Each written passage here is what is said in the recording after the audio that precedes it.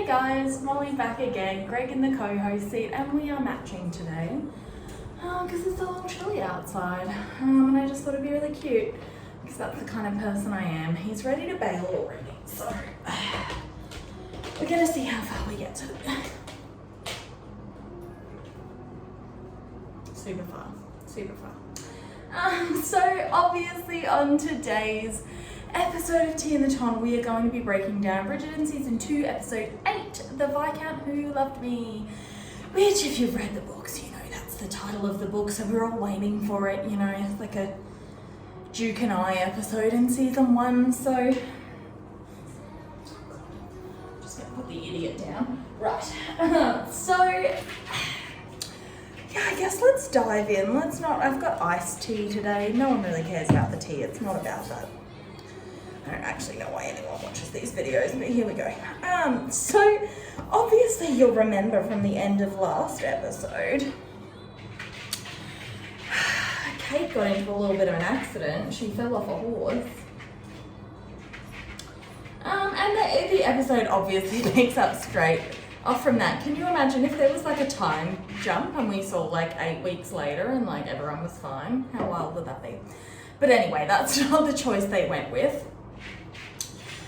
So we see Anthony and he's riding over. He's very distressed, obviously. So, are you serious? He's very distressed, obviously. And the very first thing I noticed about this was the fact that Anthony is actually echoing the exact same words, and we saw this a bit earlier when Kate did get stung by the bee. But Anthony is actually echoing the exact same words that Violet said to Edmund when she happened, I guess she found him, yeah. When she found him and he was a fresh Deadmond, you know. So that was really like a heartbreaking little detail for them to add in there. Shout out to whoever wrote this episode for that. Brutal. But so Anthony gets her back, you know, it's very dramatic. He's walking her through the rain. And my very first thought when I saw Jonathan Bailey carrying Simone Ashley was, I wonder how many times he dropped her as they were filming it. Because like, I don't know if you guys, I was just about to be like, I don't know if you guys have ever had to carry something.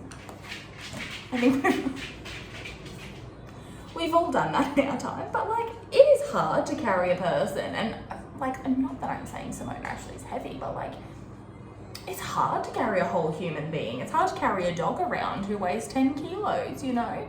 And it was raining. I don't doubt at all that, you know, we got a little bit, maybe he slipped a little bit and he just dropped her a bit. I wouldn't even blame him for it, you know? But anyway, that was my very first thought. That's not the point. This is actually a very dramatic, emotional scene, and I should focus on that rather than trying to make a joke about it, which I do when I'm uncomfortable. So they get back to Danbury House. Anthony has carried her, I'm assuming not all this way, but he has carried her from at least the little cart that I think we're led to believe picked them up.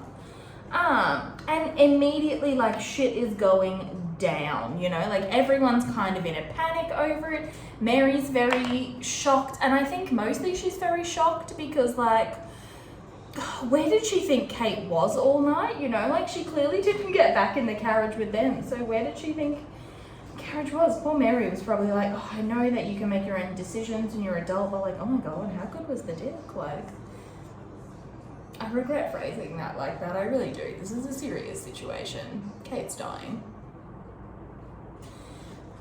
And I will say, the very first time I read The Viscount Who Loved Me, if you haven't read the book, there is an accident that happens at the end of The Viscount Who Loved Me, but obviously Kate and Anthony are already married at that point, and it's a tragic carriage accident. And Anthony has already ridden out into the park very gallantly to try and tell Kate that he's actually in love with her, because that's been his issue the whole time. Like, they've been married and he's having these feelings, but that neither of them are admitting that it's love. Because obviously Kate and Anthony, and like we saw this in the show, but they're two people that are basically like, well, I'm not going to admit that I want to marry him if he doesn't want to marry me. That would be humiliating. And Anthony's over there like, well, I'm not going to admit that I want to marry her if she doesn't want to marry me. That would be humiliating. And like, here we are, you know? So, oh God, I shouldn't have put that there. Anyway, so it's quite different. There's a carriage accident, Anthony rides out, and Kate and Anthony have actually been separated for a little bit at this point because Kate inadvertently, she doesn't tell him that she loves him, but she implies it in a little way, and Anthony gets a little bit upset because he realizes that, like, you know, he can't avoid this anymore. Like, he does love her. I know, it's very dramatic. I actually preferred... He's having a hissy fit over his jacket in the corner. It's fine. So, I actually preferred the way the accident happened in the show, because I feel like it's a bit of a... It's more of a plot device in the show, and it does... it's more of a plot device in the book, and it is a plot device in the show, 100%, because this is the reason that, you know, Edwina's going to start to forgive Kate, and like, but it also, this accident changes Kate's character in a way that, like, if it didn't in the book, you know, like, if Kate's already at the point where she knows she's in love with Anthony, and she's not really, like, she's apologetic, I guess, because he specifically asked her not to fall in love with him, but she doesn't really, like, it's not the same. Her character doesn't change in the way that it does after this accident. But anyway, so they get back to Danbury House, and Anthony's quite distressed, and he's sort of ordering people around in a house that is not his own, and the doctor's kind of being like, you need to get out of the way, you need to let me work, like, I need to get in here and see what's going on. And Benedict arrives, and it's a bit stupid to imagine that Benedict just happened to be like passing by, or Benedict's valet, I think he said, just happened to be passing by and saw Anthony like carrying Kate in. And my question to that is kind of like, well, how long has Anthony been there if Benedict was able to, like, Benedict's valet saw this and rushed over, and then Benedict rushed over? Like, how long has this been going on? Again, I'm focusing on the little details, but like my mind did go there, you know. There's also, I'm gonna say, not a huge fan of Lady Danbury's decor. There's a really weird, like, vessel that is sitting in the window, and it was very distracting in this scene and later scenes, and it's on like a little pedestal, and it's right behind Anthony, and I couldn't stop focusing on it, but it doesn't matter. Anyway, so and this is like the very first time I think in the series we've seen, and Benedict kind of asks, you know, like, what happened? Like, my valet saw you carrying her in. My valet saw you carrying her in. Like, what happened? Is she okay? And Anthony's kind of, you know, like, he's shocked. And he says, like, I don't know. And for the very first time, someone asks Anthony if he's okay. Like, are you okay? And I think this comes from the fact that, like, Benedict has started to realise, or he has realised at this point, that there's a lot more between Anthony and Kate than either were willing to admit prior to this point. Come here. Come here. Come here. I'm gonna just... Come here, idiot. Right. Okay. So there's a lot more than either of them were willing to admit. And I think, like, he is realising in this moment, Benedict is realising that, like, Anthony is probably not okay with this situation. He doesn't know what's happened, you know.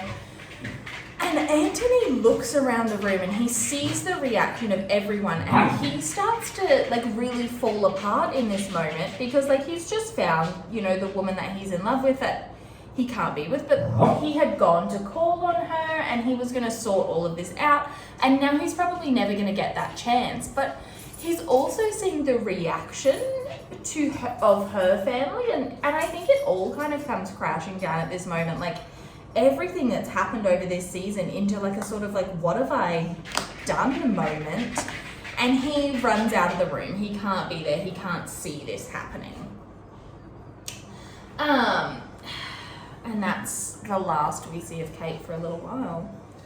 But then kind of the episode kind of picks up from there. And the ton is reeling. We haven't had any Lady Whistledown in quite a while. And the ton is kind of reeling from it, you know, like no one really knows what's going on.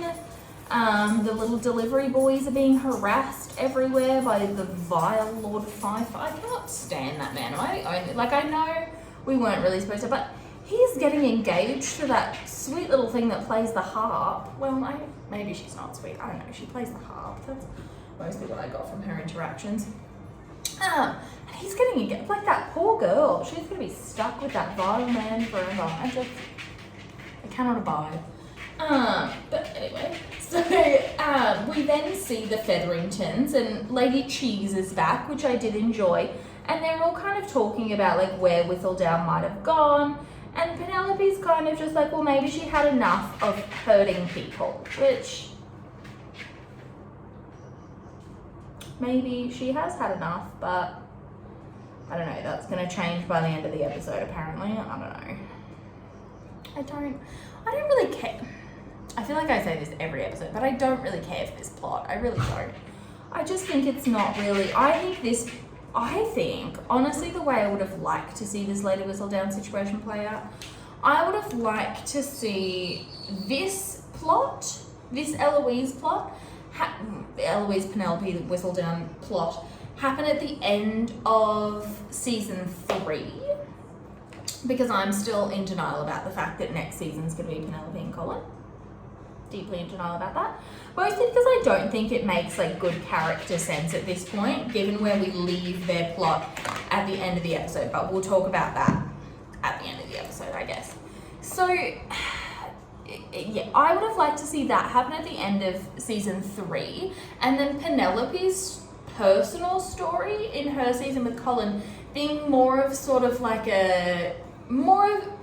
I guess redemption is the word, but also her realizing, like, you know, this was a really hurtful thing to some people that she did, and her kind of coming through that. Because at this point, I think there needs to be consequences for some of the stuff she said and done as Whistledown. Like, I don't think it's as easy as the writers want it to be for us to separate Penelope and Lady Whistledown, you know? Like, I don't, for me at least, it's not that simple. And saying that, you know,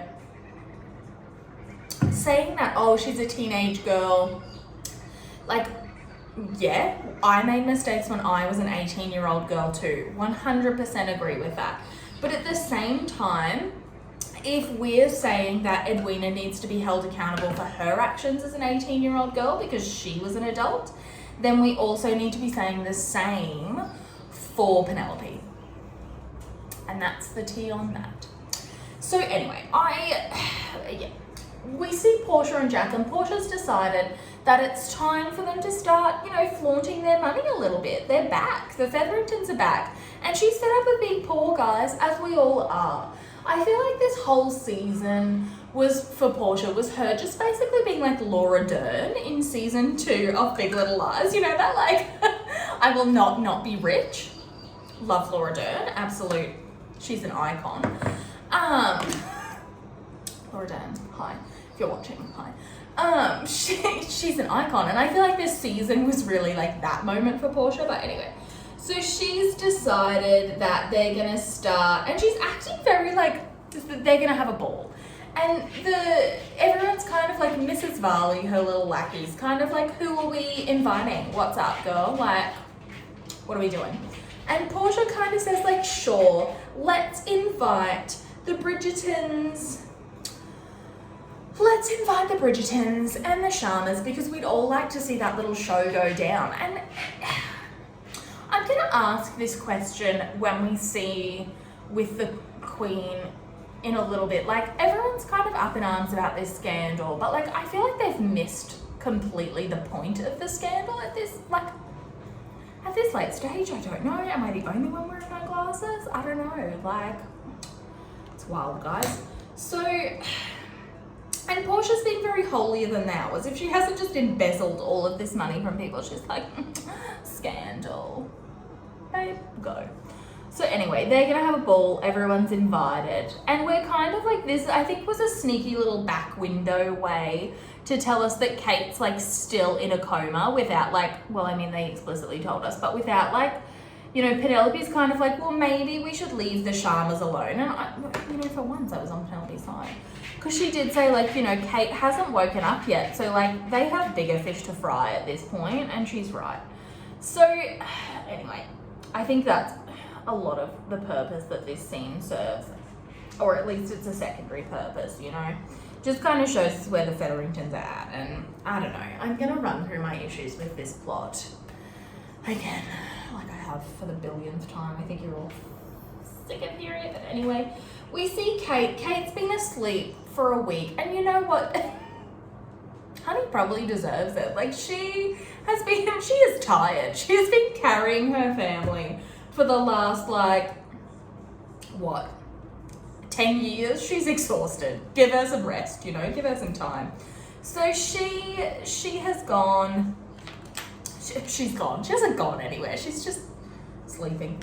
She's in a coma. I shouldn't call it sleeping. She is in like a medical coma. So, I mean, it's not like it's very restful for her. But anyway, so we then see the Bridgertons, and Violet is organising to send flowers for the Sharmas, which I think is really sweet of her, you know. Like, and Hyacinth kind of says, like, you're doing that again. Like, again, you're sending them flowers. You just sent them flowers. And Violet, you know, she's kind of, I think for one, she knows that Anthony is in love with Kate at this point. And so I think she is trying to, I don't know that she's necessarily trying to salvage the relationship, but I think she just wants them to know that, like, their families are in this together, you know, like she's in with this with them, and she is regretful. I think there's been a lot of talk online about whether or not Violet pushes the Anthony and Edwina agenda because she has an inherent preference for Edwina. And I genuinely don't see that in her reactions with it, her interactions with Kate, I suppose. There aren't, for one, there's not really enough of them for us to make a judgment either way, in my opinion. But secondly, like, I think at this point, Anthony Bridgerton could walk into this sitting room situation with a scarecrow and be like, Mum, this is the love of my life. And Violet would be like, okay. Like, I think at this point she just wants Anthony to admit that he's had a feeling, and he, you know, she just wants him to be happy no matter who that is with. And she definitely likes Kate. We've heard her say to Mary before. So I think, you know, this is Violet just trying to be involved with their family and let them know that people are thinking about them. Because it's something that, like, if this scandal, which the Featheringtons, God, I said that very oddly. I think the Featheringtons kind of clue us into the fact that, like, everyone's still quite, like, up in arms about this scandal, you know, like Penelope's not allowed to go and talk to Eloise. And I think, like, that probably means that there have been very few people, like, offering their condolences with regards to Kate, and she just wants them to know that they're not alone, which is beautiful, I think. So anyway, my main issue with this scene is actually not with Anthony at all. It's with basically everyone else who can see that Anthony is struggling in some kind of way, and they're just, like, not really doing anything. So Anthony is focusing. He's really annoyed because they've lost some staff members recently, and Violet kind of says, like, you know, like, our staff need to be careful as well, because, like, our scandal affects them as well as it affects us, you know, like, we're not the only people that we've hurt through this. And you can tell that Anthony, he's really, like I said, he's really just focusing on this to avoid focusing on what happened with Kate, I think. And that's really sad to watch him, like, shut down in this way, you know. He doesn't know how to deal with what he's feeling because he's never been given, and this is really what it comes down to, he's never been given space before to be allowed to have these kind of feelings. So I think now he almost doesn't know, when he does get given that opportunity, he doesn't really know what to do with the opportunity. He doesn't know how to deal with these. He doesn't have these coping mechanisms in place, and that's really sad to see, you know. Oh God, it's brutal. But one of my main issues in this scene is with Colin. And I know it seems like I have an issue with Colin every episode, because genuinely I did this season. I didn't so much last season. You're going to see that when I go back and rewatch it. Or maybe I will, because I'll still be annoyed. I don't know. We'll see. So, but Anthony kind of says, like, you know, Colin, I've noticed that there's, like, you've withdrawn some money for for something. What have you withdrawn money for? And Colin's, like, really snarky about it. And I'm kind of, it's his money. It's Anthony's money. Like, the way this worked in this time period is that basically, like, Anthony could have taken all the money and given Colin and Benedict and Gregory like £100 a week and been like, this is all you have to live on. Like, that's what he could have done, but they seem to have a lot more access to it. So Anthony, and you know, we hear a few times throughout the book series at least, like, Anthony is very generous with his brothers and their allowance, and I feel like it's Anthony's money, like, and I think it's difficult because, like, as a viewer, we know that this deal is a farce as well. Like, I don't know, it just really bothered me, because I feel like you can, like, his family must know that he's struggling with this at this point, or he's struggling with something at least, and whether Colin is aware of the Kate situation, we don't really know. The Kate situation, we don't really know that. But I think at the very least, like, you can see your brother struggling. Why are you being such an asshole? Like, such a little prick. Anyway, so everyone kind of bails. Like, Anthony is kind of really snappish with everyone in the room, and everyone kind of just bails. Even sweet Gregory, he's like, I'm gonna go and work on my Latin, and we'll get to Gregory in this episode at the end, because, like, the way I love that boy, oh my God. Anyway, so, and Violet and Anthony are left alone, and Violet kind of very quietly, actually not quietly, not subtly at all, Violet has lost any form of subtlety she once possessed this season, and she's like, clearly I'm gonna have to be blunt as fuck about this. Anthony, what's going on with Kate? Like, she knows that this is related to that, and she's kind of she's letting him know. And Anthony says, I don't know, I haven't been to see her. And Violet kind of looks very tragically at him, and I think because from her point of view, she had thought they were at least past this. Like, I think she knew that Anthony and Kate didn't believe they could be together. None of them do at this point, I don't think. But I think Violet's over keeping Anthony and Kate apart at this point, and we're gonna see a scene in a little bit that, like, really confirms that. But, like, she is 100%, she's like, if that's who you want, go, babe, go. Like, I'm fed up trying to keep you apart. Like, and I think from Violet's point of view as well, like, Kate at this point has nearly died. You know, this was quite a serious accident. It would be quite a serious accident now. Like, riding accidents. That's what I meant, horse accident. But riding accidents can be very serious now, even with, like, all of our modern medicine, etc. Like, all of the capabilities that we have, they can be very serious. And so this really could have, you know, Kate really could have died in this situation. I think they're all really aware of that. So Violet's done trying to keep them apart. And she's just kind of like, you need to go and see her. And Anthony says, like, I don't have time. Because, like we said, he's focusing on basically anything but what's happened with Kate, because he doesn't know what to do about that, and he feels responsible, and he doesn't know how to process his grief in this way because he's never been given space to do that before. So, and there's a really nice parallel. Anthony says, I haven't the time. And there's a really nice parallel.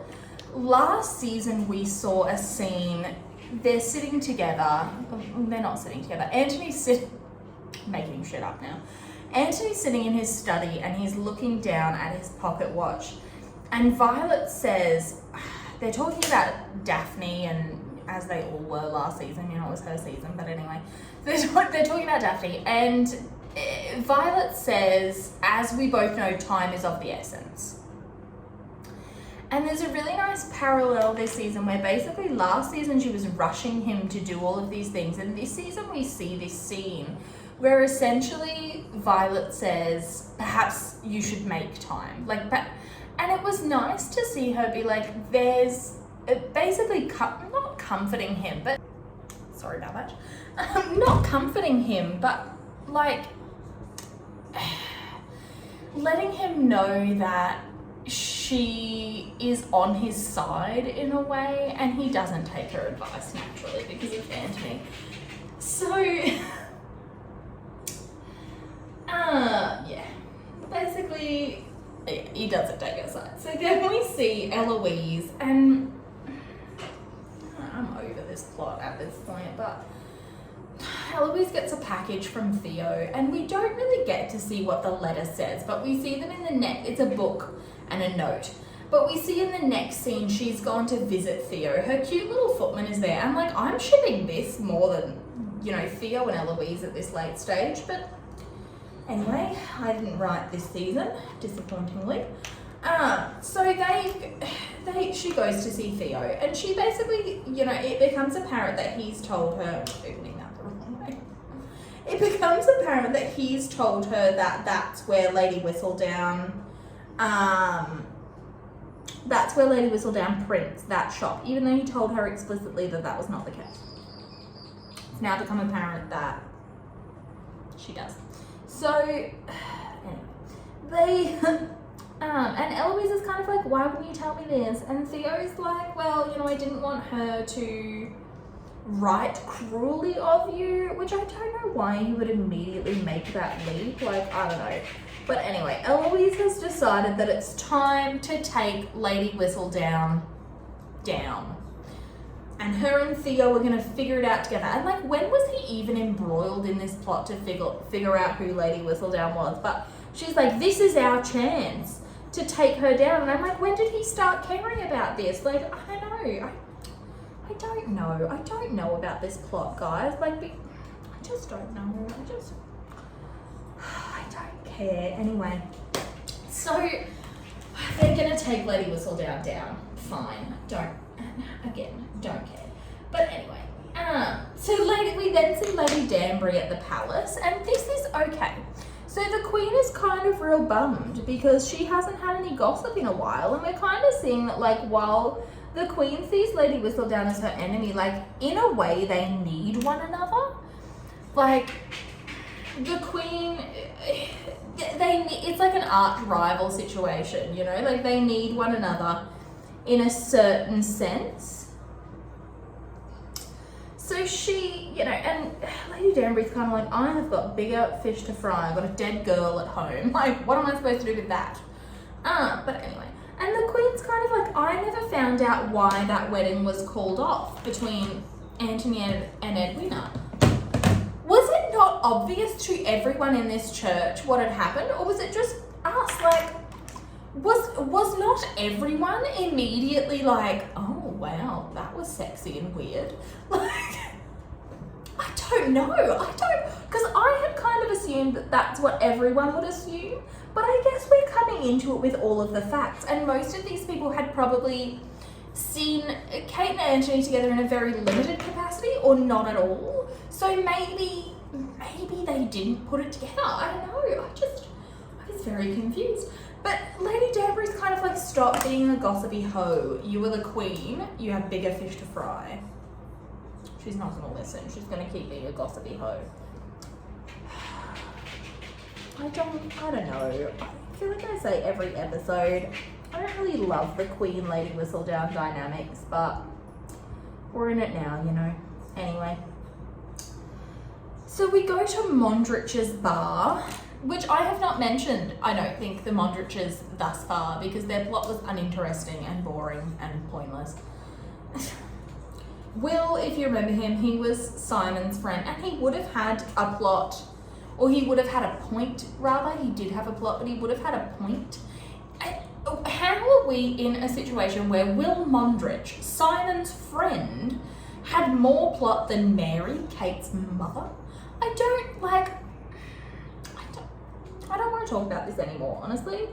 But so if you remember, Mondrich was the boxer friend who Lady Featherington, I mean, she probably would have if she'd been on it, but Lord Featherington tricked him into throwing the match to win all their money back, and that's how he ended up dying. I don't know, they were embroiled together. But Mondrich has used his winnings, and this is how stupid and pointless his plot is. I can sum it up in 25 seconds right here. That's how you know it shouldn't have been in there. Anyway, so they've opened a club, and it's kind of been struggling all along. In Lord Featherington last episode, I think, but I didn't include it because again I was bored, or maybe episode 6, I don't know. But he kind of implied that he knew about Will's deal with the previous Lord Featherington, whatever his name was. I want to say he seems like an Evan. No offense to any Evans out there watching, but he just seems like an Evan. Anyway, so Lord Featherington has kind of been conducting his business out of Will's club. I think because and he needed to let Will know that he had a bit of something over him. I think because honestly, if you see enough of these deals go down, you're going to start to notice that there's something really shady about it. No, I would. Maybe I wouldn't. I don't know. I'm quite stupid. So Lord Featherington gets Colin there, and they're going to seal this deal. And Mondrich is no, had enough. Don't know why he seems to be so friendly with Colin all of a sudden. But anyway, apparently we're led to believe they're bros. So he goes over and he's no, enough, this dude's shady. It's a little bit more eloquently put than that in the plot. I am paraphrasing. Anyway, and Colin kind of is excuse you, get back in your place, which again, more reasons to hate Colin. They're just throwing them at me. You know, if you don't want me to hate him, don't make him do this stuff. And this plot basically exists, this Featherington plot basically exists to give Colin a bit of a hero moment with Penelope, and then he immediately fucking ruins it, as we will see later on. I don't know, I don't care. But anyway, Colin has given quite a bit of his money, we're led to believe, sorry, no, not his money, quite a bit of Anthony's money to Lord Featherington, because that's what you do. Yeah, I don't know. Jack then goes back to Portia. He's got Colin's money and he's well, hey. And he goes back to Portia and he basically says, we have bled this dry, which, remember I said a few episodes ago, I was kind of I don't really think this is a long-term scheme. Eventually, this only works if you run away. And that's exactly what Jack was planning to do. He's decided they should go back to America, and they can basically be rich, they can basically be rich people, but they can basically be rich people, they can go back to having a life they had without any real consequences, honestly. And I think it's interesting because the dynamics in London in this time versus the dynamics in say the bigger city was New York, versus, I don't know, obviously I'm not American and I'm not very up on my American history, but I believe it would have been New York. Correct me if I'm wrong. So, versus people it was very hard if you were new money, if you'd made your money somewhere to get into high society in the UK. That was impossible, basically. These families that we're seeing, and this is kind of where I think they were wise not to play into, and they did play into classism, very, no, actually it's not even as subtly as they wanted it to be, but there is a bit of classism in the way that people treat Kate versus Edwina, because Kate is an Earl's granddaughter, Edwina is an Earl's granddaughter, and Kate is just a merchant's daughter or a tradesman's daughter. And it was very difficult, even if you were a super rich tradesman, you were not going to be socializing with these people because that was new money, the nouveau riche. No, So I think basically Jack's plan is to go there and act You know, they've made their money. And they would be like quite, he's right, they would be quite desirable people in the US at this time probably. Like, because they are an old family, but now they've got all this money, you know. So anyway, I don't know why we're still talking about this. I just got very bogged down for a moment thinking about the show Mr. Selfridge. Anyway, so they're going to go to America and basically be Bonnie and Clyde. I don't know. That's their plan. So Edwina, we then see Edwina with Kate, and she's feeling quite guilty, you know, like she's talking to Kate. And I think basically her point of view is she realised at this moment, or when Kate was brought in, she realised that Kate could have died and she would never have forgiven her for this. So Edwina's kind of like, don't do this, we have so much to talk about. And Kate wakes up. Good, yay, good for Kate, we love that. She's looking well rested. Simone Ashley looks fantastic as always. But Simone Ashley, release an ugly picture of yourself challenge, you know, like, though she'd probably do it and it would be like this, you know. Anyway, she's a beautiful woman. Again, I don't know why I'm talking about this. So, I don't know. I'm not that obsessed with you, Simone. If you ever see these videos, I'm just like a little bit obsessed with you. Mini obsessed. It's mostly your cheekbones. I wish I had them. I've got to draw mine on. Anyway, so Kate's woken up and everyone's really excited, obviously. No one's like, oh damn, she woke up. You know, can you imagine the drama? Anyway, so Kate's awake. I've done my makeup really quickly. I actually don't think that quickly. I think I'm just running through this very slowly. I've got a lot of feelings about this. Anyway, but she immediately sort of asks like, sorry, I lost my point. Anyway, I don't know why, I've seen this like a billion times. Anyway, she immediately asks Lady Danbury if Anthony has come to see her. And it's this really heartbreaking moment because Lady Danbury, you can tell she's like trying to put a good spin on it. Like she's kind of like, oh, he was the one that rescued you, he carried you through the rain, like, girl, it was very romantic.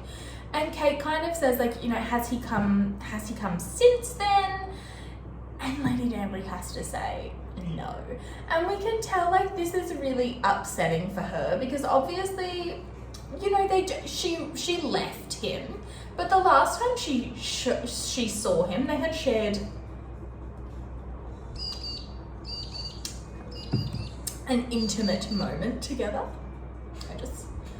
Like a 95-year-old woman, but you know, like they had been intimate, and no, I don't like that. Anyway, so she obviously I think is using that as a sign to see where his engagement is, where his engagement is in their relationship. You know, like how invested is he in it?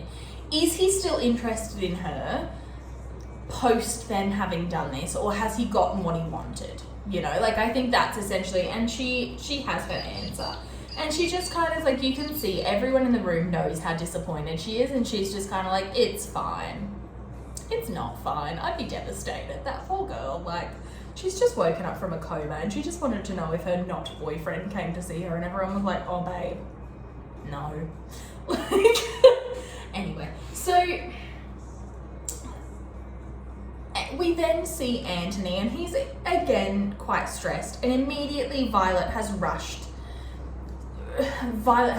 to tell Anthony that Kate's awake. And this scene is one of the most, like, I think beautifully and gently done of the season, because we've just seen in episode 6, like, Daphne told Anthony that they've never seen him cry, they never see him emotional.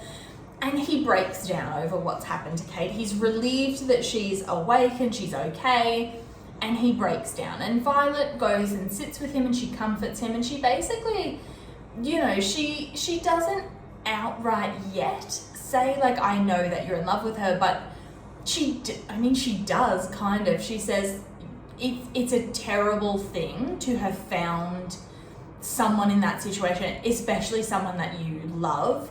And she parallels it with what happened to Edmund by saying, like, I'm really sorry. And we finally get this moment of, like, closure and healing between Anthony and Violet that I think's been necessary for a really long time. And it was one of the things, like, I am not very fond, we'll see as we go back through season 1, I am going to do that probably, if there's any interest in it. I mean, maybe not. But one of the things I wasn't very fond of about season 1 is Anthony and Violet's relationship, and I do think that they developed it quite well this season, at least better than I trusted that they would. Like, I didn't think that we'd get any of this, but this is a season that I really wanted to see between them, and I'm glad that we did, where Violet essentially says, like, I'm sorry that you were put in this position. I'm sorry that you saw your father that way, and I'm very sorry that I wasn't there for you. Even though, you know, I was dealing with my own grief, I wish I had been there to take some of yours as well and share this burden with you. Because I think there was, you know, a moment we saw in episode 3 in that very last flashback where Anthony's kind of like begging Violet to engage in their family, and I think like there was a window there where had Violet been, and I don't blame her at all. She went through a very traumatic situation with her husband, then a very traumatic birth. So I think postpartum depression is honestly very understandable in this situation. So I don't blame her for not being able to be fully present for him. But I do think like there was a window where had Violet been in a position to engage more in that situation, Anthony probably wouldn't have shouldered so much and be so closed off. So I'm glad we get this moment between them where essentially Violet's kind of like, I know that, not that she's to blame, but like she's sorry that this happened, essentially. Like she wouldn't have wanted it to be that way. And it's really like there's a moment Anthony says he's still crying, and every time Jonathan Bailey cries he looks like a sad kitten, and I just want to wrap him in my arms and kiss his little forehead, like, and I forget when he does these things, and when he says like this speech that we see to Kate at the end, I forget that he's such a little fuckboy. Like, get you a man that can do both, I guess. I don't know. So, and he says like, I don't think I can see her.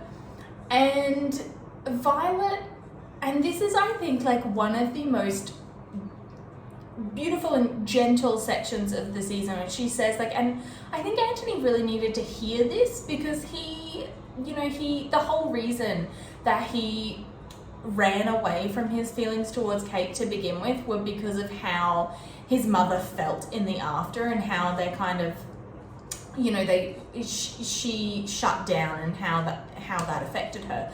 But essentially, like, Violet says that she would pick the life she lived with Edmund again and again, even if she knew now what was going to happen, if she knew she'd only have him for 20 years, like she would pick to love him again because the life they had together was so beautiful. And I think like that's a really beautiful sentiment as well. And I think all of their children, all of Violet and Edmund's children were affected by his death in different ways. And we're going to see the way like even the youngest members are affected later, even in this episode.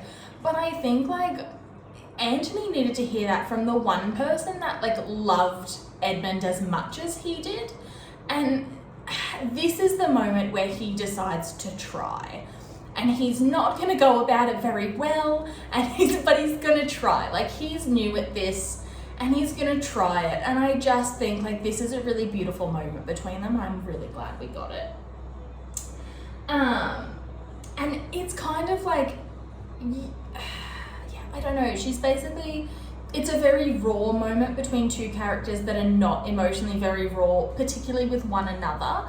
And she says, like, the pain I felt was worth it for the love that I got in return and the life we had. And I just, like, that's, I think, in the end, how Anthony, in the book as well, decides to deal with things. Like, even when he's not ready to tell Kate about all of his fears, he still decides he's going to tell her that he loves her, because doesn't he deserve that? Doesn't he deserve to be happy even for a little amount of time? And I know, it's really sweet.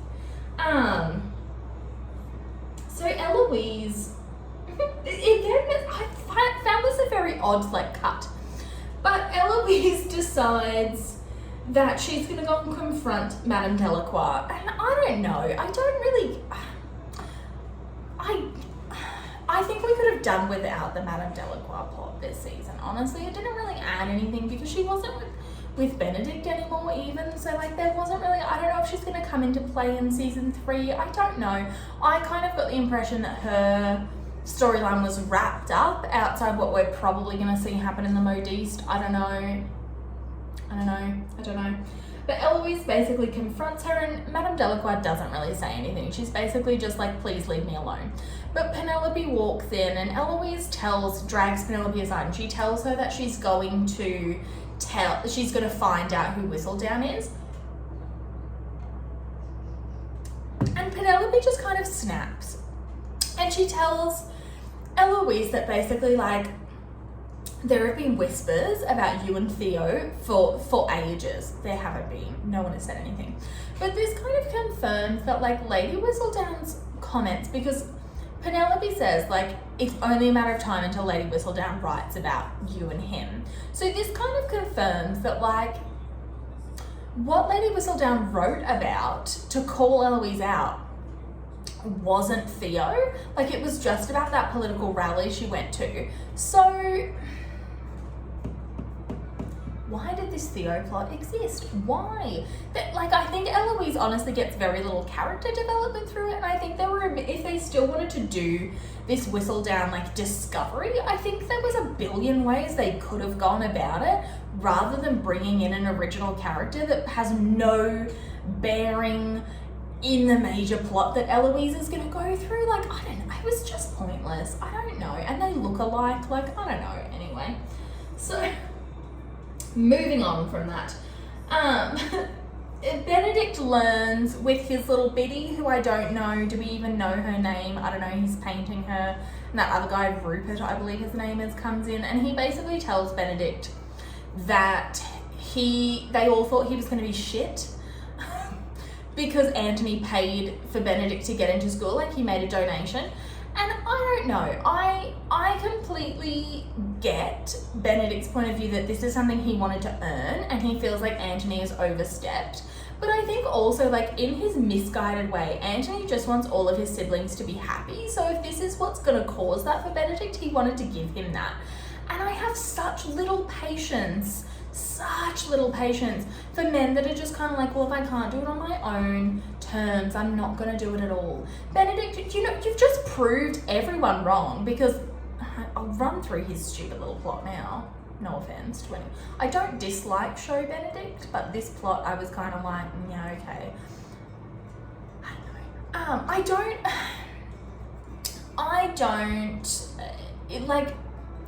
So Benedict ends up giving up his place, and we see him at the very end. He closes his paints, which is in the book we see him in a very similar mindset when he meets Sophie. So I think that's set up pretty well. But the better way to go about this, Benedict, if you wanted to prove you could do this, would to be stay at the academy and actually show people that you're good at this. You've just proven their point by giving up when it got I don't care for it anyway. So Anthony is going a-courting. He's got his little purple jacket on and he looks so sweet. I would have married him. Shout out to Kate for being a stronger woman than I am.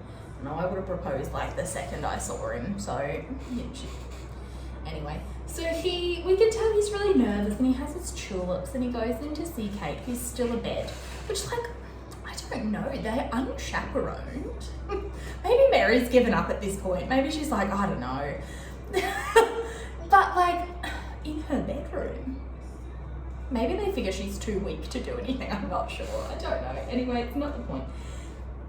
But Anthony goes and he kind of, Kate kind of says, I know he's got tulips, which is a sweet nod to the book if you've read it. That's what Anthony gives Kate in the book.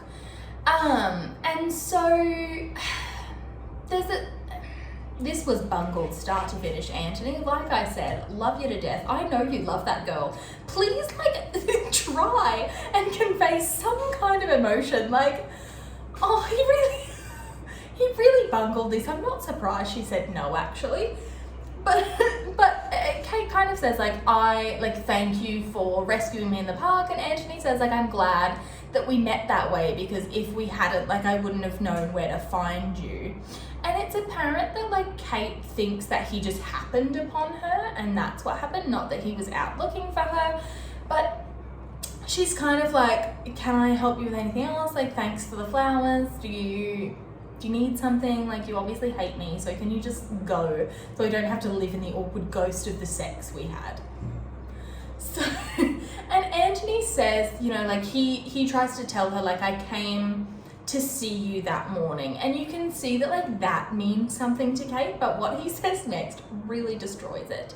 He says, like, I took liberties with you. And this little, like, acting moment from Simone Ashley, I've said it before, I'll say it again. Ma'am, may I have 15 seconds rest from your face making me want to cry? But he says, like, I took liberties with you, and she does this little, like, shake of her head. And I think, like, that's a really, I don't want to use the word powerful, but, like, quiet moment that lets us know how Kate felt about the encounter. I'm just thinking. The encounter that they had together, I think it shows us, like, how she felt about it. And like I said last episode, I think she wanted to give herself this moment. Like, she knew that they couldn't be together, but I think she wanted to give herself this moment to know what it was like to be with Anthony and imagine that she was his wife. And so for him to say, like, he's implying that he took something from her and this, like, offended her honor in some way, when this was something that she feels she gave him quite freely, you know? Like, he said, I'll stop, and she said, no, don't stop, like, this is what I want. And so I think that's really the clue. And the way he goes about this, again, like I said, it kind of, she's already had so many signals from him prior, no matter what he said at that moment, in that night. Like, she's already had so many signals from him that this isn't love. And, like, it's like that saying, like, when someone tells you who they are, you should believe them.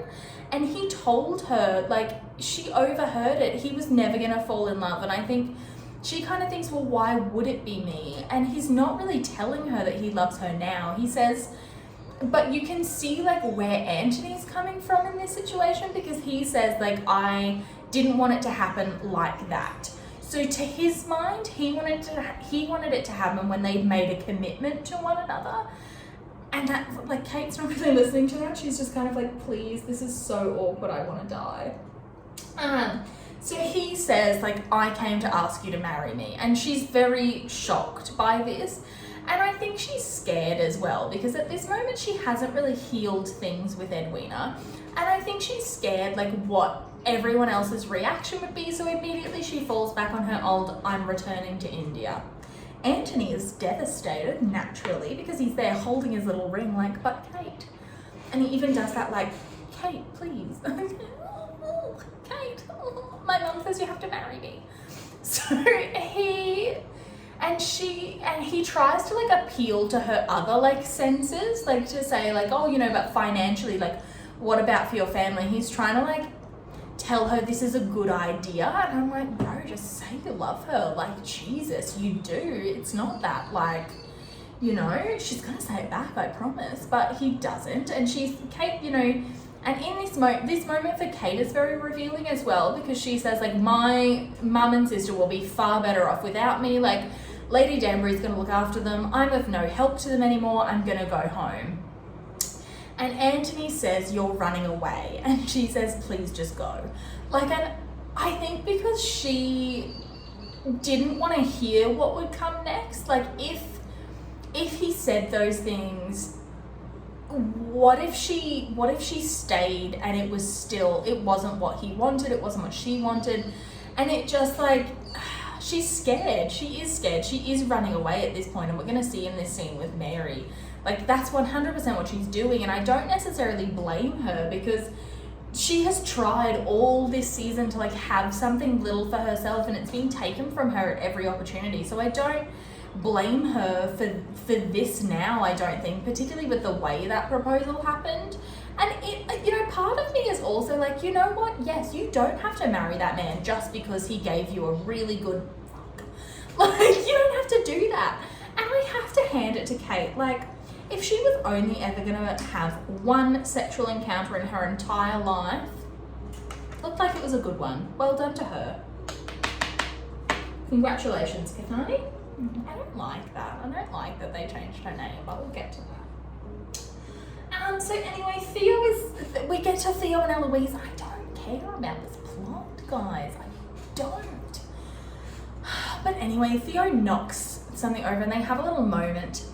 And I think that basically, like, this is, Eloise doesn't want him to get hurt. She's right, but also this is a plot device to get him out of the show. So she kind of says, like, you know, like, people are talking about us. I don't want you to have to bear the consequences of this relationship because I would be fine. Like, my family's rich and powerful and I would be fine. You are the one they're always going to look down on. And it's true. It is true. But at the same time, like, Theo is not very gracious in rejection here. Like, I think she's probably well shot of him.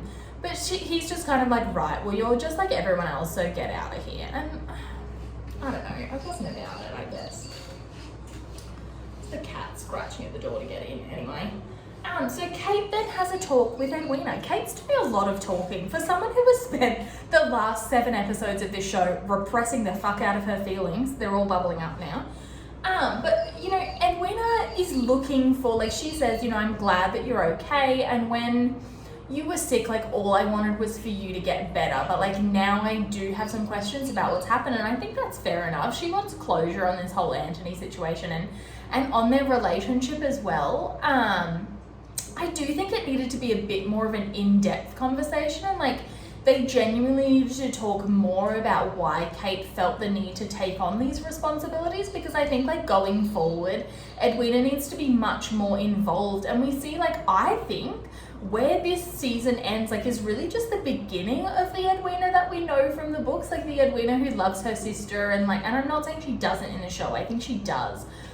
But, like, the Edwina who would do anything for Kate, and, like, Kate's her favorite person in the whole world, and I think, like, but as well, she knows what she wants in the book, and she knows that she probably has to marry for money, but she also knows, like, who she is, and she's very aware of that. And I think we're only just starting to see that in the season, and I do wish that she was coming back for season 3. Unfortunately, I don't think she's going to, and I don't think maybe that she should, because of, you know, a whole lot of other stuff that's happened. But I think, like, I wish we would get to see that, and I hope we at least get to hear about her through Kate.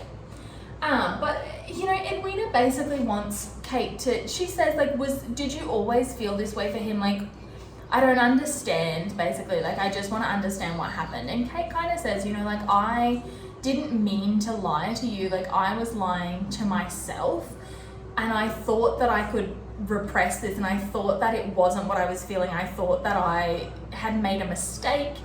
And I don't know, I just wish it went a little bit deeper. I wish that Kate told her the whole story, you know, like, we met before I even saw him at that ball. Like, I wish, very dramatic, maybe it's a ghost. It's not, it's just raining and I have the window open.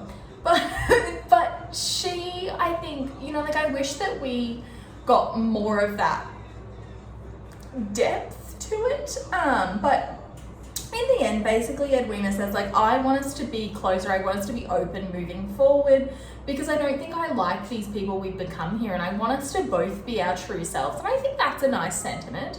But she wants Kate to go to this ball tonight, because as we know, everything dramatic must happen at a ball. So anyway, they're all gonna go. Eloise and Ben have a sort of very depressive moment where they both complain about their very privileged lives. I don't know. It's a nice moment between them, but, like, I don't know. Like I said with Ben's plot, like, I didn't the blender.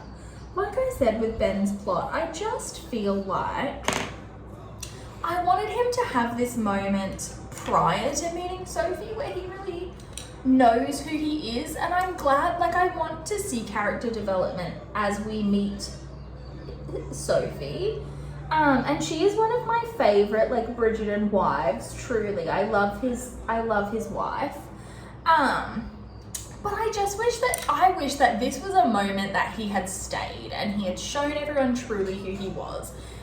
But he doesn't. But anyway, him and Eloise are kind of like, well, we can be disappointments together, you know, like, and you know, it is a nice moment because they're both basically saying like, I feel like I'm pretending all the time. And don't we all feel that way a little bit? Like, imposter syndrome is a very real thing.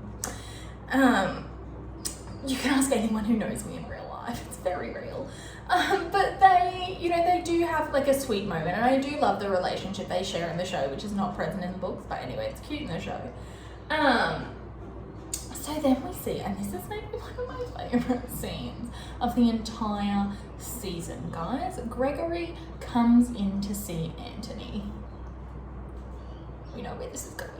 And he basically, like, he's looking for comfort from his brother, and Gregory says in his own book that he views Anthony, like, there's a line in the book he says to Violet, actually, like, Anthony has been a good father to me.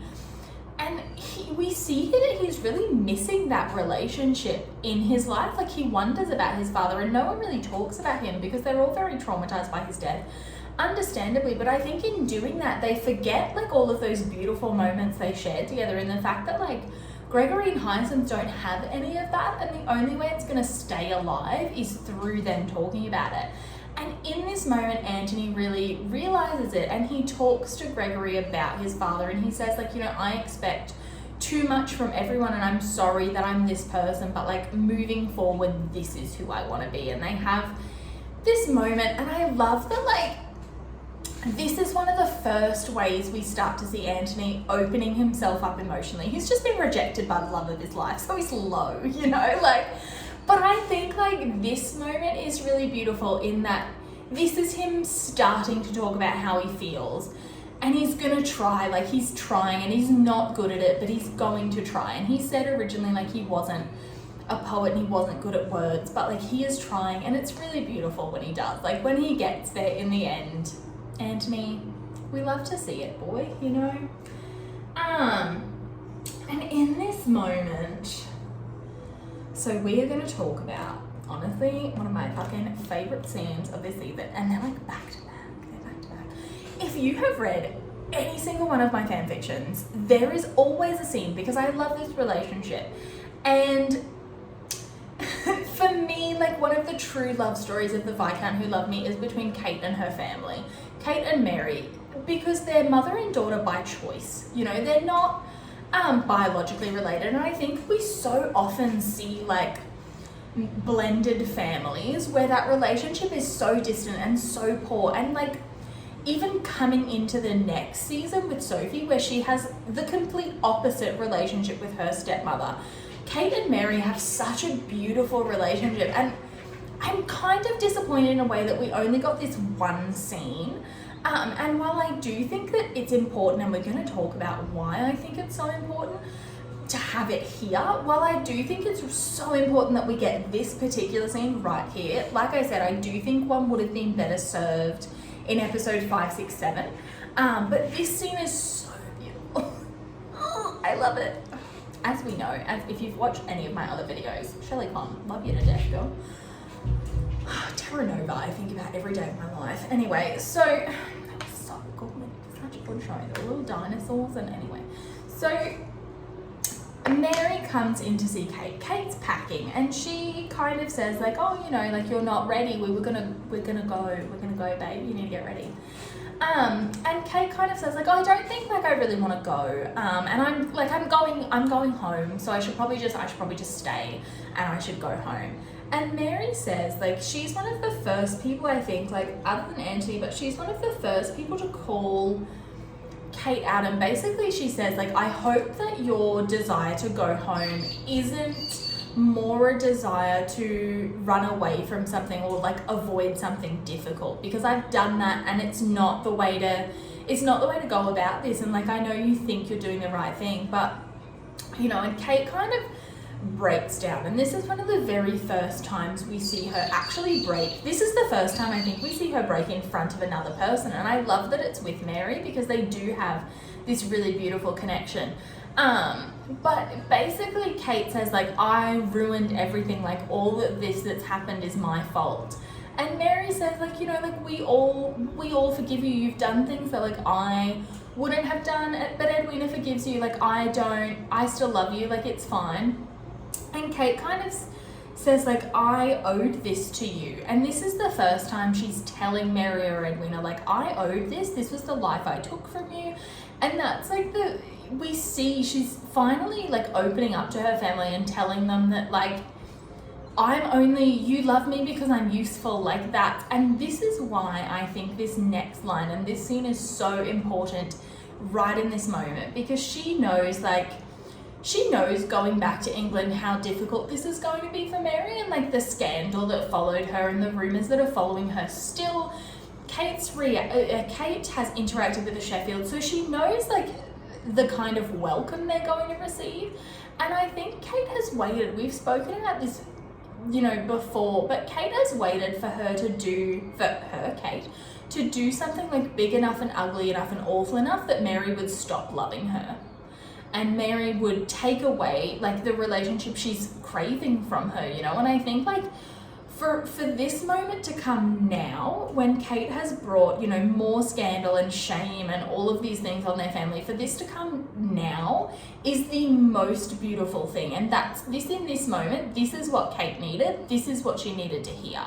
Because I don't think if they had this moment where Mary says like, I loved you from the first second I saw you, you're my daughter and nothing's ever going to change that. If they hadn't had this moment, I don't think Kate would have been accepting of Anthony even after he told her that he loved her, because she needs these core relationships in her life to be open to other ones. And that's like, I love this scene between them. I think it was beautifully done. I just wish there was a little bit more of it. I wish we'd seen it earlier in the season as well, in a slightly different way, you know.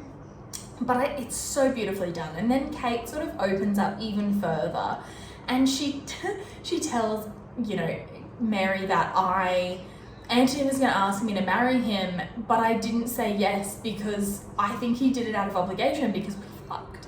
And Mary had this look on her face that's like, well, I've raised an absolute thought. But I have to say, like, I think, again, the way they handled the fact that they had premarital sex was, like, pretty good for a period drama. Like, Mary isn't immediately like, well, that was stupid, you need to marry him. Mary's just kind of like, well, okay, you know, like, I'm sorry that he doesn't feel the same way, because it's apparent that Kate, like, I think Mary knew that Kate loved Anthony, but this is the first time Kate's actually told her in not so many words that she does. And I think the only thing Mary feels at the moment is sorry for Kate that this has happened, that Kate's finally opened herself up to feeling this, and it's not gone the way any of them would have hoped. And I think this is a really beautiful scene, and I'm so glad in this last episode we really did get the dynamics that I wanted from the Sharma family all along, and I just wish we'd got them all along instead of some other useless B-plots. But anyway, everyone's arriving at the Featheringtons. Everyone's arriving. And there's a really sweet moment between Violet and Eloise, where Eloise basically says, like, everyone's still talking about her scandal, and Eloise kind of says, like, I can't do this, I'm just going to go home. And Violet catches her and she says, like, I hope that this isn't you starting to care about what people think, because if you did, you wouldn't be you, and I don't want you to be anything but that. And this, I think, is the start of their relationship, like, truly becoming this beautiful thing where Violet's accepting that all of her children are different and they all have different needs from her, and I hope we see that moving forward. This was a really cute moment. So Penelope's overhearing things, and she tells Eloise some gossip about Lord Fife and Miss Goring, the harpist. And Eloise realises that this sounds very familiar. Dum, dum, dum. She's realised that Penelope's Lady Whistledown. The Sharmas walk in. This is, I think, my favourite Kate and Edwina moment, because this is the Kate and Edwina from the books, who don't care what anyone else thinks about them, they're just there for one another. And Edwina basically asks Kate to dance with her, and I think it's really beautiful because you can imagine them having done this a million times before.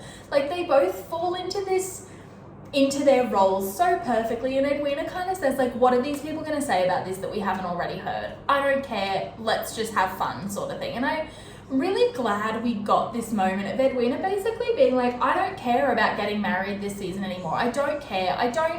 This is all I want. I just want to be us as a family. And it's really beautiful. And Anthony watching Kate, like the little soft smile on his face, watching her be like genuinely happy with her family is going to have my heart forever. It's very cute.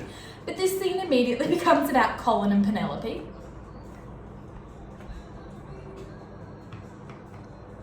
Love that. Love that. Colin's dancing with Cressida. Penelope's jealous. Colin, I don't know how he came to this. Like, what has he been looking in? What kind of manifests has he been looking in that he's learned that there's no gem mines in Georgia? Like, I don't know. But he takes Cressida's fake ruby necklace, like he does like a little like, oh, it's broken. And he goes and he takes it and he takes Penelope and it basically is uncovered, like he's uncovered that Lord Featherington's a fraud. And it's basically this whole plot exists to 1, get the Featheringtons their money back, 2, give Polly Walker something to do, 3, make Colin look like the hero he is not. I don't know. I don't know. But Colin basically says like, you are going to give everyone your money back and you're going to go. Penelope's very thankful. They dance together. That's it. That's all that happens. I have no thoughts on it, honestly, that I haven't said already. Shouldn't have been in this season.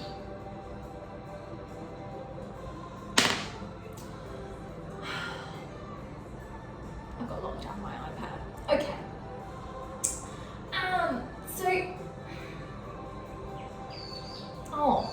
So I forgot a bit. I felt the most I don't know, I felt no chemistry between them.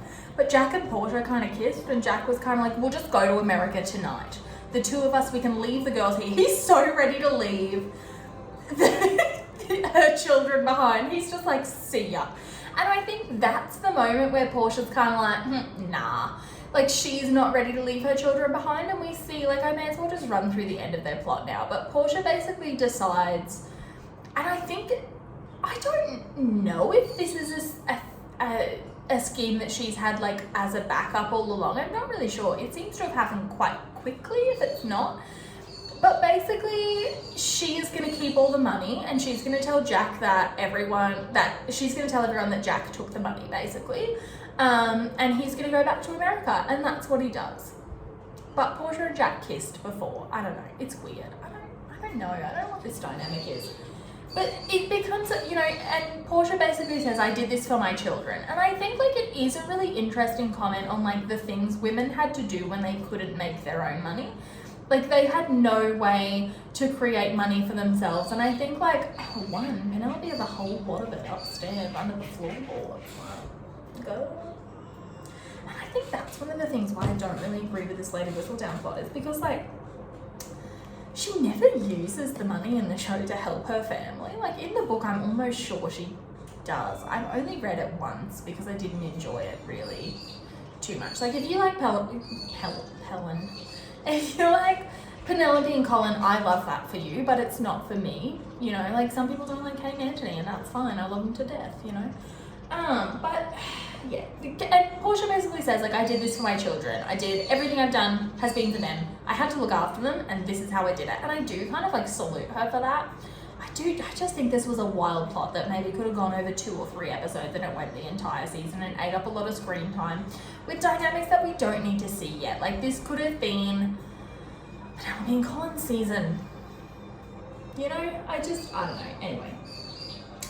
So we then see Kate is kind of looking over at Anthony, and Edwina kind of says, like, you shouldn't stay away from him because of me. Like, if this is what you want, I want you to go and be happy, because, like, I want you to be the person that I know you are. And you have spent so much of your time, like, shining your light on me. It's time for you to stand on your own and, like, stop hiding behind all of these things and go after something that you want. And Anthony, like the sweet little simp he is, immediately she's alone. Anthony's like, hi, remember me? We fucked in my gazebo. So he pops over to Kate, and you can see like he's really glad that she's okay, and this is an awkward moment because she did reject his proposal, but he's also just like really glad to see her. And he still says like, I think we should keep our distance, and Kate kind of says no, like that's not what I want. And this is a huge moment for her to be the person to step out into this like space between them and say like, I'm here, where are you? Like, I'm here, this is what I want. And she asks him if he's going to ask her to dance, and I think like she still believes at this moment she's gonna go back to India, and this is her like stealing one last moment to like remember him by, and like remember this man that she met and loved. And I think like, I just got a little bit choked up, I'm so stupid. I think like that's really beautiful, and I really love this dance. They start to dance. She says like, are you gonna ask me to dance? And he says, are you gonna say yes? Basically because like she said no to him so many times, he just wants to be sure that this is it now, you know?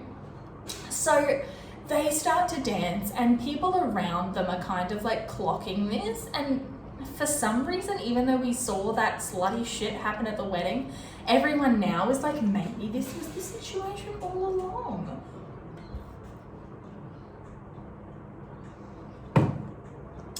Like they're just cluing into it. I don't know. And Kate, like, one of my favourite things about this scene is you can see Violet and Mary and Lady Danbury in the background of quite a bit of it. And when they first start to dance, people start to leave the dance floor.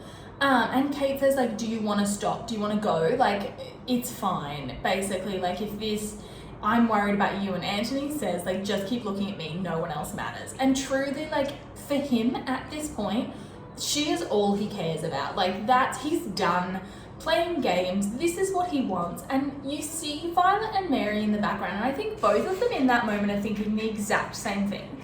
Like, their child is starting to open up to this and finally ask for what they want. And I think they're worried when they start to see people leaving that they're gonna like stumble at this first hurdle and they'll go back to denying themselves everything, you know? Like, they're worried that everyone's reaction is gonna cause them to retract. And we see later, you know, then people start to gossip about it, and they're still dancing together, and the Queen sees this, and she sees, like, she's been reminded in episode 6, she's been reminded of this love she shared with her husband, that even though he can't be present anymore, they still share this deep connection. And I think it's really beautiful that, like, she sees Kate and Anthony together, and she sees that, you know, like, she sees it echoed back.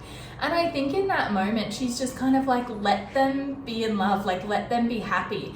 And so she steps in. People are wondering, you know, is this why it went down? And the Queen basically like brushes it all under the rug, and she's like, no, I just decided that they shouldn't get married. So what I say goes. And Edwina steps in as well, and I think this is like a really nice moment from her, even though I think she's probably gonna hate Anthony forever.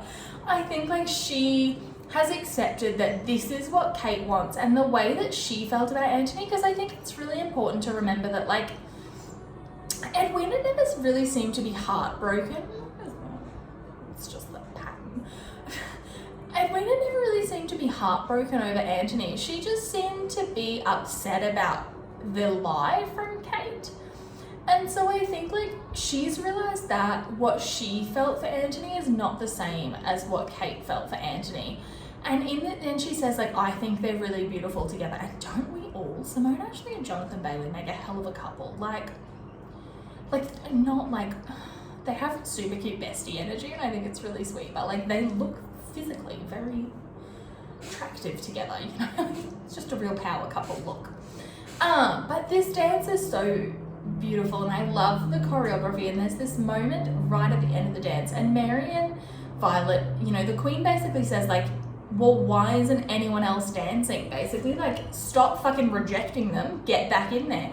And Mary and Violet like start to smile, so does Lady Danbury, and you can see that like they're just really happy for their children. And I truly don't think, like, after all of this goes down, I truly don't think Mary she'd be annoyed at Anthony, but I don't think she would be anything but happy for Kate that she's got what she wanted, sort of thing, you know. So there's this moment at the end of this dance, and I think like truly beautifully acted, all of the close-ups, but there's this moment where like their hands pass over their eyes like in front of them, and it's like their expressions completely change. Simone actually does that thing with her face where she scrunches up her eyebrows and looks like the most vulnerable little puppy in the entire world, and I'm just like, oh, my child.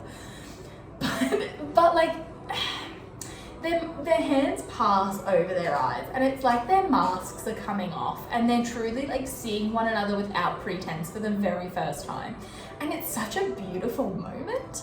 And you can see that like Kate she's taken this step there, and this is someone that she thinks the last time she's ever going to see this man that she's in love with, and you can just see her hoping that he's going to meet her in the middle, you know, like that's all she wants, and that's all he wants as well, and he is really trying to like savor this moment, and he's breathing in very deeply, and he's just trying to remember this moment that passed between them so that they can I'm so stupid, so that they can like have it together for the rest of their lives but separately. And the dance ends, and Anthony does not to stop her from leaving.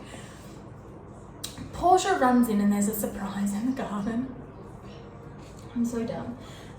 So in the meantime, Eloise has ransacked Penelope's room, and she's sure that Penelope's laid a whistle down. She's found all of the evidence, and they have the world's biggest argument, and it's such a teenage girl fight.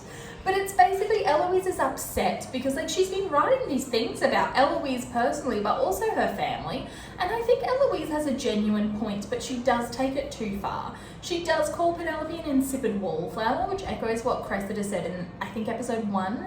Oh, it's brutal, like, ooh. And Penelope's kind of saying, like, I did these things to protect you. I've been trying to help people. I don't think she has, I don't know.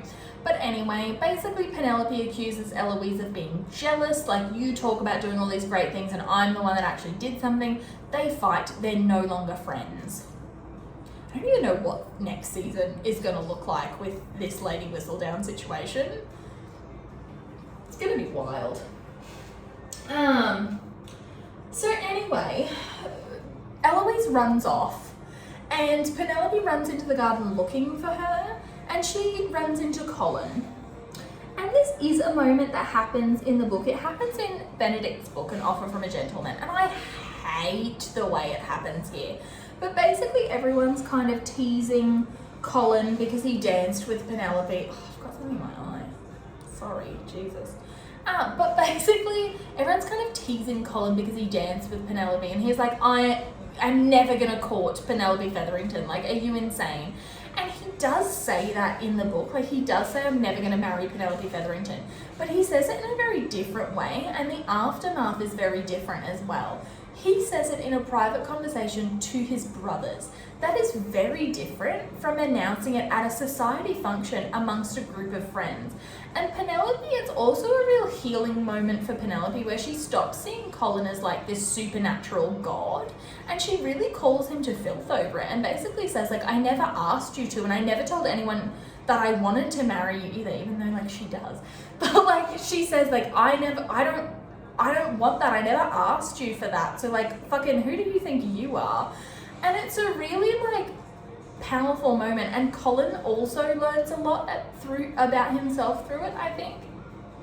But Penelope just runs off in this. So one, he's just bullied his friend in front of everyone. Like, I don't even care what his excuse was. Like, that's shitty. Don't do that. I never want to see anything like that ever again in my entire life from this man. I never want to see this man ever again in my entire life at this point. But like, that was shitty, man. Like, nah, not it for me. So Anthony finds Kate. It's happening, guys. It's happening. Oh my god, it's happening. And he asks her, like, are you planning to go back to India? And she kind of says, like, well, there's no reason why not for me to. Like, my mum said it's okay, my sister said it's okay, and there's nothing in England for me. And Anthony says, like, you love your family, and he's echoing their sameness, but he also then he just comes out with it. He says, like, I love you, and I've loved you from the first second I saw you, and I've loved you when we were together and apart and every moment in between, and I love you and I just want you to know that before you leave. And I think truly the beautiful thing about this moment is that he doesn't expect her to say anything else. He says these things with absolutely no belief that it's going to be reciprocated. He's not expecting any reciprocity from her. He just says it because it's what he feels and he wants her to know. He wants her to know, even if she doesn't feel the same way, that he felt this for her and it wasn't nothing for him. What he felt, what they had, wasn't nothing. And I think, oh my, what is wrong with me? Oh my God. So I think like, it's such a beautiful moment because she, you know, and he says like, you have to feel it because I feel it. Like, this is what I feel. And Kate says, I love you too. Ladies and gentlemen, we finally got there. We finally got there. And his next moment where he says like, I am not a perfect person and I don't even think I deserve you, but I will humble myself. Anthony B. Boy, this is the same man who couldn't even read words off a written page. Like, this took me to places, guys. This took me to a lot of places. Oh my word. Anthony Bridgerton. This is the same man. This is the same man who stood in front of Edwina and gave the world's least romantic proposal when he was trying to convince her to walk back down the aisle towards him. Like, Anthony, baby, we've come so far. Oh, it was beautiful, guys. There's fireworks all around, they kiss. And he says, like, essentially, I want to marry you because I want us to make a life together. It's so beautiful. It's so beautiful.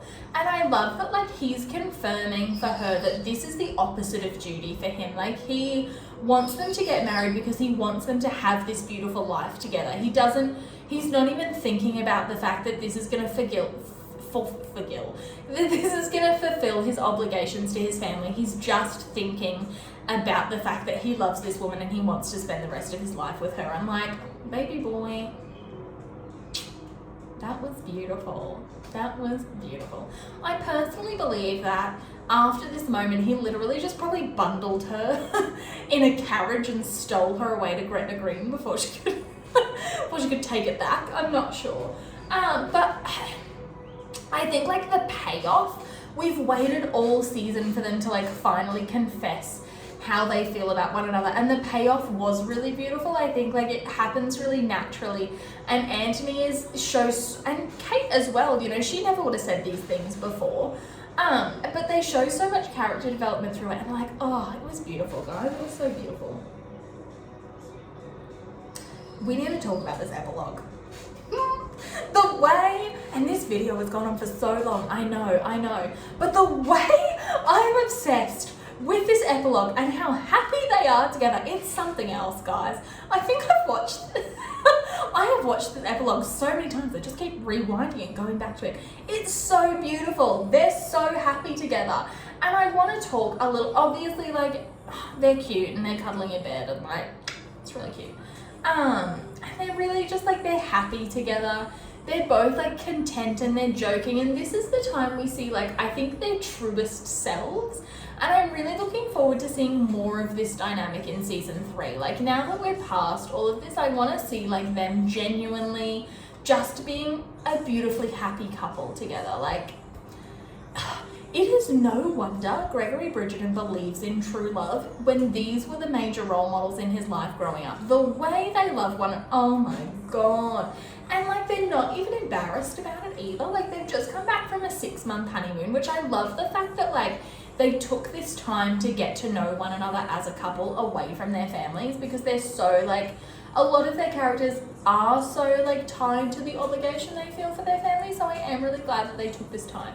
But like, we see our boy Anthony and he is wearing a coloured waistcoat, guys. Like, he's so happy. I love that for him. Like, he's finally done grieving the life he had, and he's living the life he has now and the life he wants. And it's so beautiful. They're going to play pal-mal with his family. Kate manages to get the mallet of death, and he's just like, you know what, it's fine. And and they're just like, everyone is so happy to see them together, and I just think it's so beautiful. Like, guys, it was beautiful. I think, you know, obviously, and that's where the season ends. Beautiful. I think obviously, like, this season, I did have some issues with it. I didn't really love the way, like, the ending of it all played out. But I do think, like, the story that they told was really, like, raw and beautiful, and it was real, and it had a lot of real emotions, and I think, like, that was really beautifully done. And if you can separate the two, I think there's a lot to be said for it. There's definitely, like, the characterization of Kate and Anthony from Johnny Bailey and Simone Ashley was so beautiful, and I'm gonna be, like, thankful for them for a very long time for taking such care with characters that in a lot of ways I see, like, a lot of myself in these characters, and I think, like, for that reason I'm always gonna love this, because the Kate and Anthony that they portrayed is so beautiful. Like, their chemistry, the way they responded to one another, like, it was very beautiful. I've said beautiful too many times. But I did really love the way their story ended. I have some issues. So, thanks for going through season 2 with me, I guess. Thanks for watching these videos. I think, gonna go back and do season 1, and maybe I'll do some of my opinions on the books. I think maybe we'll start with Benedict and Sophie's book, because I might split that into a few parts, but, like, that's the season that I think is coming up, so I don't know. Yeah, I guess thanks for watching these, and yeah, if you want more of my opinions, which why would you, but you can follow me on Tumblr at Newton Sheffield, and I have, again, little plug, I have written quite a bit of Kate and Anthony fanfiction if you're interested. I do have some season 2 snippets on AO3. If you're interested in that, give them a look. If not, thanks for getting ready with me, and we'll see you next time. Bye!